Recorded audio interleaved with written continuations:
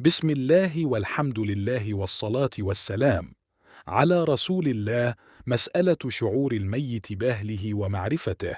أخبارهم من المواضيع التي يكثر حولها التساؤل والجدل، وهي ترتبط بعالم الغيب الذي لا يمكن الإحاطة بتفاصيله إلا من خلال نصوص الوحي، أي القرآن الكريم والسنة النبوية الصحيحة. فالميت ينتقل بعد وفاته إلى عالم البرزخ، وهو عالم يختلف تماما عن الدنيا. وقد ورد في النصوص الشرعية أن الميت قد يطلع على بعض أحوال أهله أو يشعر بأفعالهم في حالات معينة، ولكن ليس على سبيل العلم المطلق.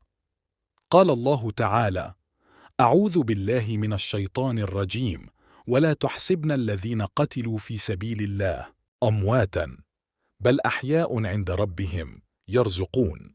تشير هذه الآية إلى أن الشهداء أحياء عند الله تعالى، يشعرون بنعيم الجنة ويرزقون. وقد فسر بعض العلماء ذلك بأنهم قد يكون لديهم نوع من الإدراك لأحوال أهلهم من خلال كرامات من الله تعالى. عن إنس بن مالك رضي الله عنه عن النبي صلى الله عليه وسلم قال: إن أعمالكم تعرض على أقاربكم وعشائركم من الأموات، فإن كان خيرا استبشروا به، وإن كان غير ذلك قالوا اللهم لا تمتهم حتى تهديهم كما هديتنا. رواه الإمام أحمد. هذا الحديث يدل على أن بعض الأموات يعرض عليهم عمل الأحياء من أقربائهم، فيفرحون بحسن العمل أو يحزنون على السيئات، مما يثبت شعورهم بحال أهلهم.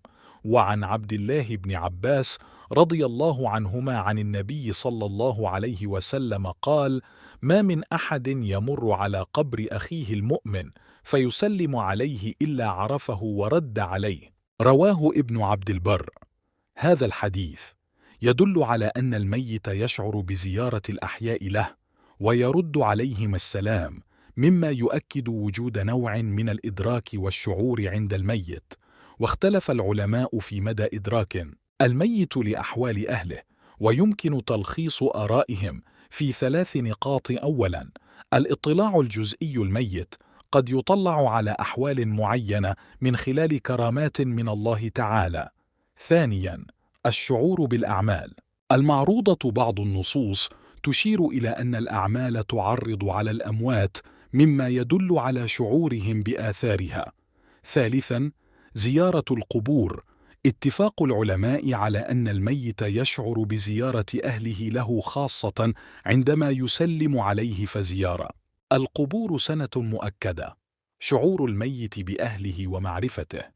أخبارهم هو أمر مرتبط بالعالم الغيب الذي لا ندرك منه إلا أخبرنا به القرآن والسنة، والواجب علينا أن نستمر في بر الميت بدعاء والصدقة والاستغفار، فهذا هو العمل الذي يصل إليهم وينفعهم. عن أبي هريرة رضي الله عنه عن النبي صلى الله عليه وسلم قال: إذا مات ابن آدم انقطع عمله إلا من 3: الصدقة جارية، وعلم ينتفع به، وولد صالح يدعو له. رواه مسلم. اللهم اغفر لموتانا وموتى المسلمين، وأرحمهم برحمتك، ووسع قبورهم، وأجعل قبورهم روضة من رياض الجنة يا رب العالمين.